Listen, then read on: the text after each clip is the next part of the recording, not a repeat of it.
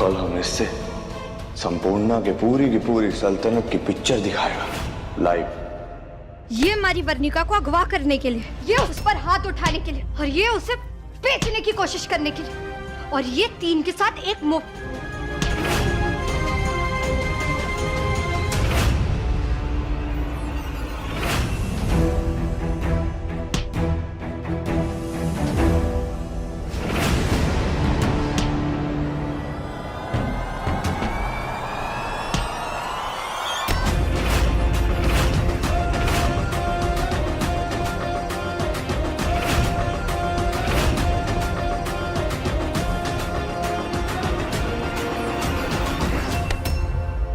मेरे रहते तुम मेरी बुलबुल का बाल भी बांका नहीं कर सकती।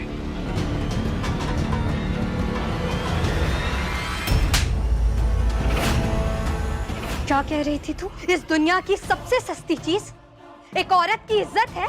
लड़कियां कमजोर होती है, बोझ होती है। जिस नारी को शक्ति का रूप कहा जाता है और उससे पूछा जाता है, वो कमजोर है। जो औरत 9 महीने तक अपनी कोख में एक नई जिंदगी को इस दुनिया में लाती है, उसे कमजोर समझा तूने। जो लड़की अपने पीहर, अपने सासरे, अपनी नौकरियां, अपने बच्चे, इन सब का भार अपने इन 2 हाथों से संभालती, उन्हें बोझ समझा तूने। एक औरत होकर औरतों के बारे में ऐसी बातें बोलते, शर्म ना आती थारे को? अब उसी औरत के गुस्से की ताप और इंसाफ की आवाज का प्रकोप सहना पड़ेगा थारे को।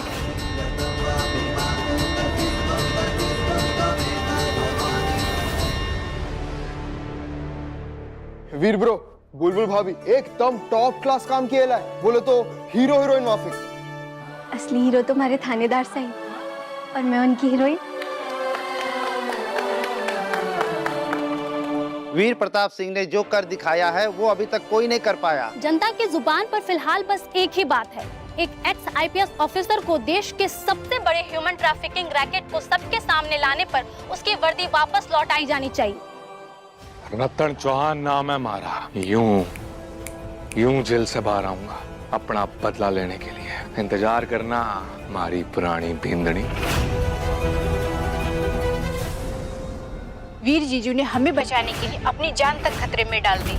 अगर पुलिस डिपार्टमेंट में उनके जैसे नेक और जाबाज ऑफिसर होंगे तो हम लड़कियां बहुत सुरक्षित महसूस करेंगी। वो चाहते तो बुलबुल और अपनी भतीजी वर्णिका को बचाकर वहाँ से चुपचाप जा सकते थे, लेकिन उन्होंने ऐसा नहीं किया। वो हमारे साथ रुके ताकि सारी लड़कियों को वहाँ से बचा सके। उनके जैसा शेरदिल कोई नहीं है। मैंने 10 साल इस संपूर्णा के लिए काम किया, लेकिन इसने तो मेरी बहन को ही बेच दिया और फिर मुझे धमकी दी कि अगर मैंने कभी किसी से कुछ कहा तो ये उसे जान से मार देगी। मैं मजबूर थी, मुझे पता था कि यहाँ गलत हो रहा है, लेकिन आज वीर साहब ने हम सबको आजाद करवा दिया।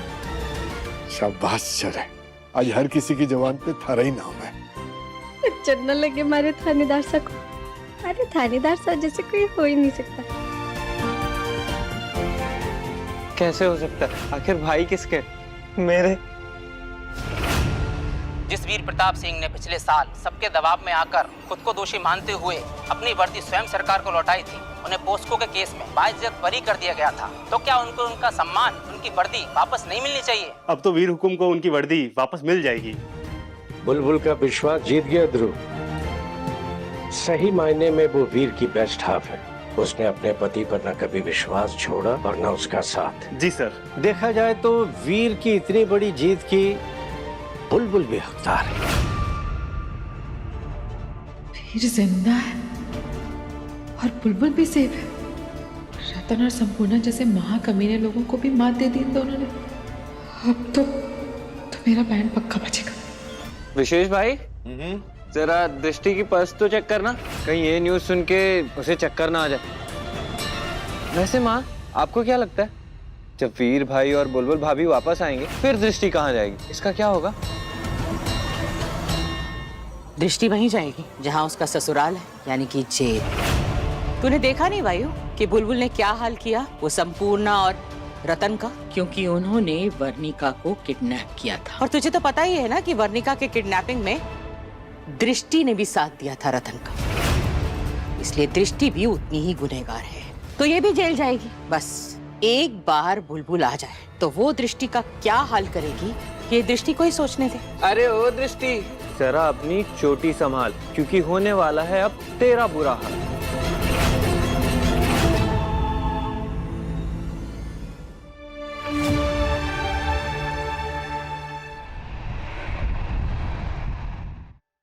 थानेदार साहब, हम एरोप्लेन से एयरपोर्ट तक आए, एयरपोर्ट से अब सड़क पे भी आ गए, लेकिन हमें लेने कोई ना आया। कहाँ है वायु भाई साहब और सब लोग?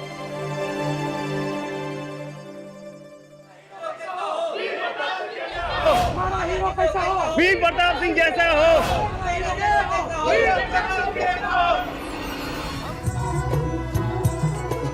आग हवा का खेल प्रीत ये किस्मत की भड़काए, वो भीतर महके कस्तूरी सी हाथ मगर ना आई। हाँ तुम जो कह दो मीत सजन जी, सुलझे उलझी प्रीत सजन जी, गाँव में खुल के गीत कियो जी मेरा बाला मैं थानेदार, ओ जी रे सुन लो मेरा बाला मैं थानेदार, ओ जी रे हिमड़ो धड़के हर सांस में, सोच सोच के मारो जी मेरा बाला मैं थानेदार, बालम जी मारो।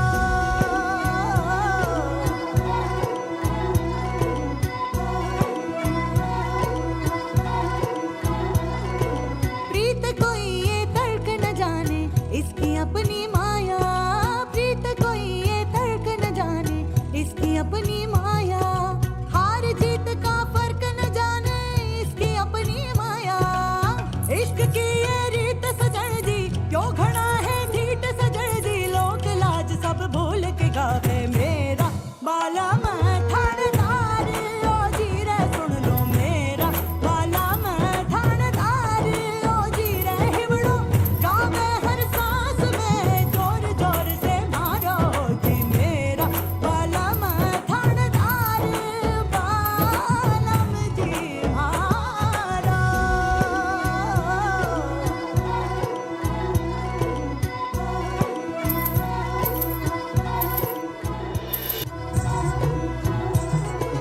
आग हवा का खेल प्रीत ये किस्मत की भड़काए, वो भीतर महके कस्तूरी सी हाथ मगर ना आई।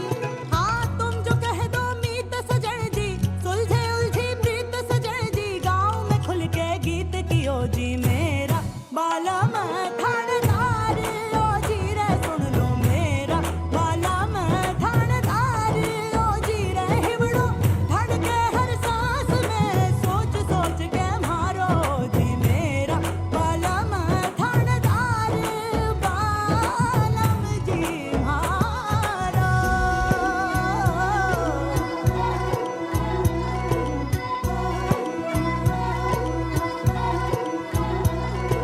प्रीत कोई ये तर्क न जाने इसकी अपनी माया, प्रीत कोई ये तर्क न जाने इसकी अपनी माया, हार जीत का फर्क न जाने इसकी अपनी माया।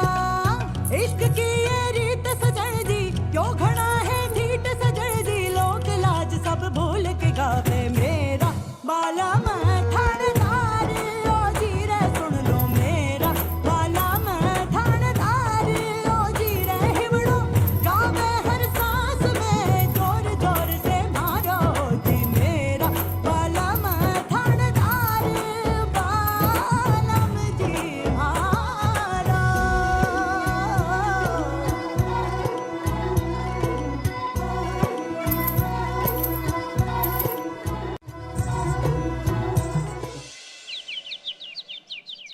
जय हिंद वीर, हमारी एयरपोर्ट पर ठीक से बात नहीं हो पाई, but by the way let me tell you something, I am really very proud of you my son. Thank you so much sir, thank you. Commissioner Baba Sahab, मैंने आपसे कहा था ना कि थानेदार साहब को बस एक मौके की जरूरत है, फिर वो सबको बता देंगे कि वो बेस्ट थे, है और हमेशा रहेंगे। कहा था, इसीलिए मेरे पास तुम दोनों के लिए एक बहुत बड़ी खुशखबरी है। सरकार ने फैसला किया है कि पेपर वर्क पूरा होते ही अगले 2-3 दिनों में वीर को उसकी वर्दी वापस मिल जाएगी। सच्ची? यस, और उसके ज्वाइनिंग से पहले हम वीर को उसकी वीरता का पुरस्कार देना चाहते हैं, और उसी फंक्शन में हम सबके सामने उसकी अमानत, उसकी इज्जत, उसकी वर्दी उसे वापस देंगे। Thank you so much sir, thank you, बहुत शुक्रिया। जय हिंद सर। जीते रहो बेटा। मैं जानती थी कि मेरे वीर का सम्मान और उसकी वर्दी एक दिन उसे जरूर वापस मिलेगी। माँ, ये सब कुछ आपके पापा और बुलबुल की वजह से हुआ। खाटू श्याम जी, आपका बहुत बहुत धन्यवाद कि आपने हमारी विनती सुन ली और थानेदार साहब को उनका सम्मान उनकी वर्दी भी वापस दिला, वापस हमारे परिवार पे ऐसी अपनी कृपा बनाए रख। हमारी समझदार बिंदनी, हमने थारे पे विश्वास न करा, थारे पे इल्जाम लगाए, पर तू फिर भी डटी रही। बेटा मैं थारा धन्यवाद कैसे करूं, यही समझ ना पा रहा हूं मैं। बस बस अब आप लोग रोने मत लग जाना, वरना पूरे राजस्थान में ना बाढ़ आ जाएगी। अभी तो खुश होने का मौका है। थानेदार साहब वापस अपनी ड्यूटी पे जाएंगे और देखिए हमारी भी तो अपने ससुराल में वापसी हो रही, तो इस बात पे तो हमें खुश होना चाहिए ना कि एक बार फिर हम अपने घर में साथ साथ खुशी खुशी रहेंगे। क्या बात होगी, कोई टेंशन की बात है क्या? नहीं नहीं कोई बात नहीं। मासा आप लोग हमसे कुछ छुपा रहे हैं क्या? वायु भाई साहब सब ठीक है ना?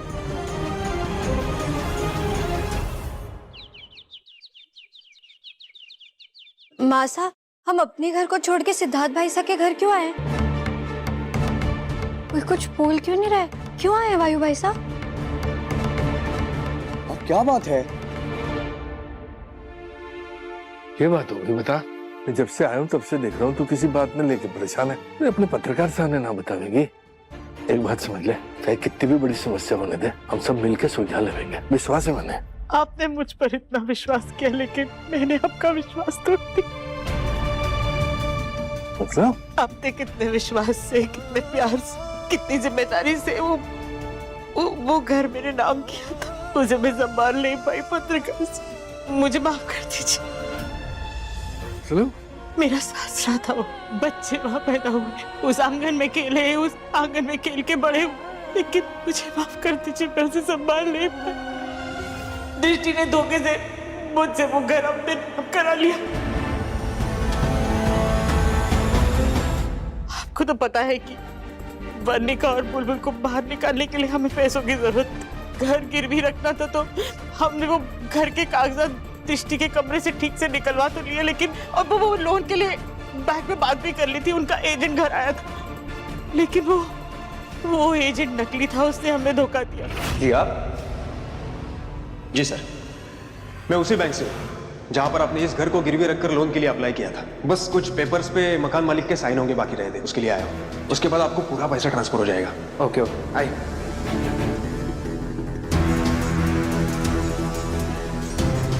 माँ ठीक है।